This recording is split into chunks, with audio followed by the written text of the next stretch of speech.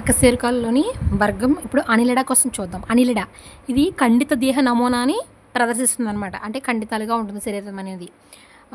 Annelida annulus అనే Latin పదం నుంచి వచ్చింది. యాన్యులస్ అనగా చిన్న వలమని. ఇడిస్ అనగా రూపం. ఇడిస్ అనే పదం గ్రీకు పదం నుంచి వచ్చింది. ఇక్కడ చూడండి, యాన్యులస్ లాటిన్, గ్రీకు ఇడిస్. ఈ పదాలను ప్రతిపాదించింది ఎవరంటే లామార్క్. ఇవి జలచర అంటే సముద్రంలో మంచినీటిలో. భూచర జీవులు కూడా సాధారణంగా స్వేచ్ఛ జీవులు, కొన్ని పరాన్నజీవులు.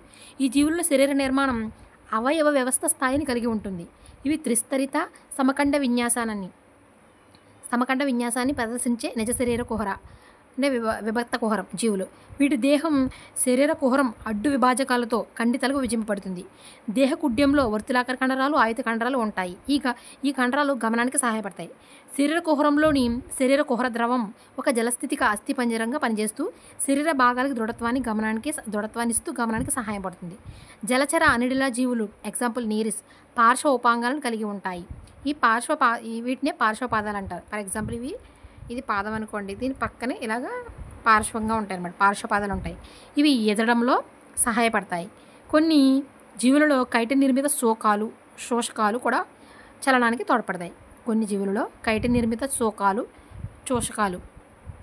కూడా చలనానికి తోడ్పడతాయి. వీటిలో శీర్షత అంటే ముఖం అనమాట, శీర్షత ఎక్కువ ప్రస్ఫుటంగా ఉండి స్పష్టమైన తల, జ్ఞానాంగాలు ఉంటాయి.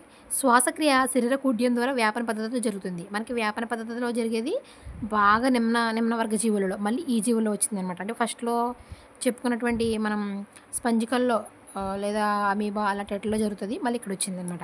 వ్యాపార పద్ధతిలో జరుగుతుంది.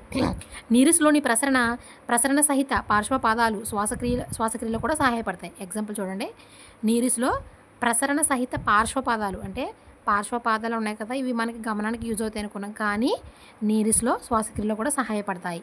ప్రసరణ సహిత శ్వాసక్రియలో యూజ్ అవుతాయి అన్నమాట. సంవృత రక్త ప్రసరణ వ్యవస్థ ఉంటుంది. హిమోగ్లోబిన్, క్లోరోకురిన్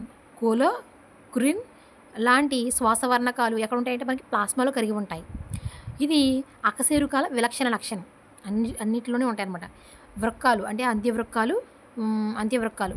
వృక్క ముక్కలను కలిగి ఉంటాయి. వృక్కాలు ఇవి బాహ్య చర్మం నుంచి ఉద్భవిస్తాయి. ఈ వృక్కాలు అనేవి మనకి బాహ్య చర్మం నుంచి ఉద్భవిస్తాయి. ఇంపార్టెంట్.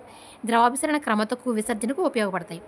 వీటి నాడీ వ్యవస్థలో 2 జతల నాడీ సందులు అంటే మస్తిష్క అధోగ్రసని నాడు సందుల నుంచి గ్రసని అంటే అవి ఉంటాయి అన్నమాట. నాడీ వ్యవస్థలో 2 జతల నాడీ సందులు గ్రసని చుట్టూ పార్శ్వనాడుల ద్వారా కలపబడి నాడీ వలయం ఏర్పడుతుంది. అర్థమైందా? నాడీ వ్యవస్థలో 2 జతల నాడీ సందులు గ్రసని చుట్టూ ఉండే పార్శ్వనాడుల ద్వారా అంటే గ్రసని చుట్టూ ఉండే పార్శ్వనాడుల ద్వారా కలపబడి నాడీ వలయం ఏర్పడుతుంది. నేత్రాలు, స్పర్శకాలు మొదలైన జ్ఞానావయవాలు కొన్ని జీవులలో ఉంటాయి. ఇవి ఏకలింగ జీవులు. ఎగ్జాంపుల్ నీరిస్.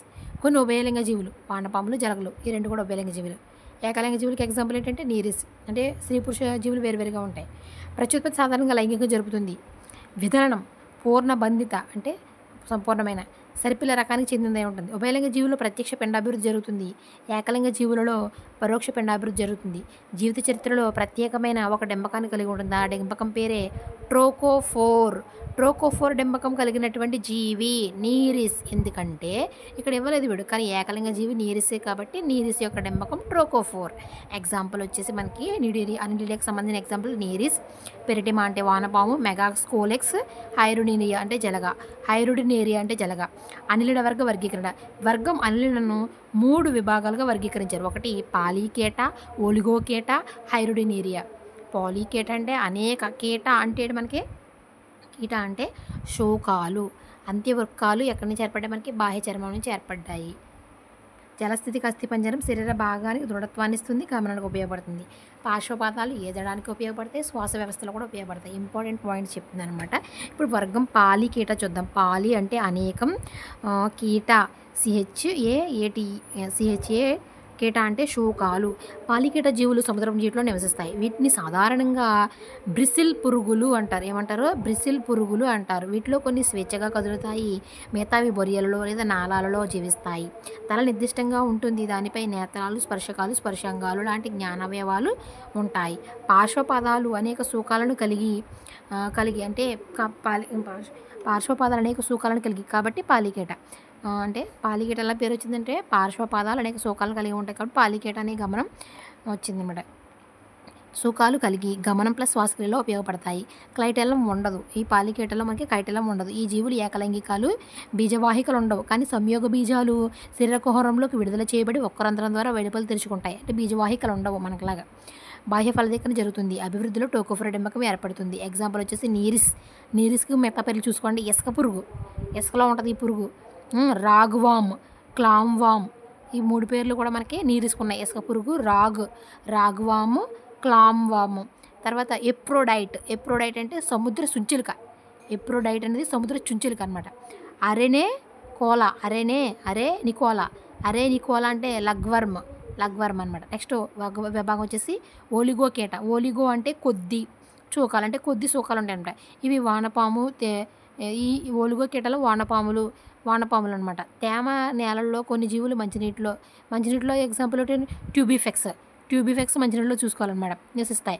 తల నిర్దిష్టంగా వానపాములకు తల నిర్దిష్టంగా ఉండదు. కైటల్ నిర్మిత శూకాలు చలనానికి ఉపయోగపడతాయి. కైటెల్లం సంతానోత్పత్తి సమయంలో గుడ్లోత్పత్తిని ఏర్పరుస్తుంది. అంటే కైటెల్లం అనేది కైటల్ నిర్మిత శూకాలు చలనానికి ఉపయోగపడతాయి. కైటెల్లము సంతానోత్పత్తి సమయంలో గుడ్లను ఏర్పరుస్తుంది. ఉభయలైంగికులు పండాభివృద్ధి ప్రత్యక్షంగా జరుగుతుంది. డెంబకం అనేది ఉండదు.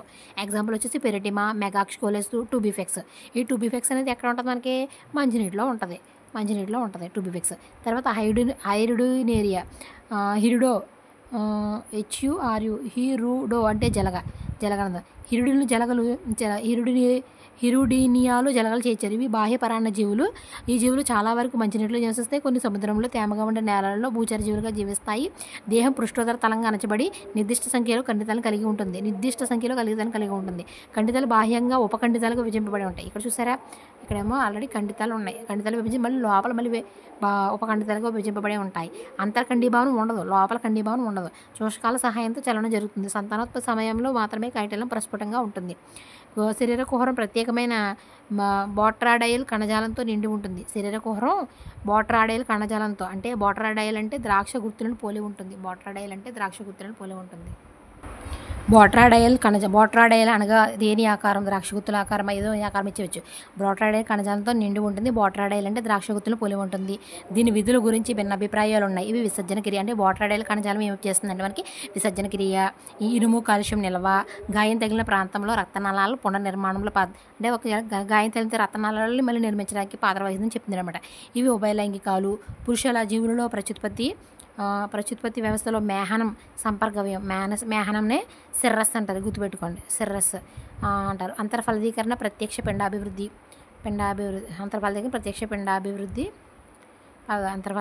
పిండాభివృద్ధి. హైరుడినేరియా మంచినీటి జలగ. ఇక్కడ చూడు మళ్ళీ జలగలోనే రకరకాలు ఉన్నాయి.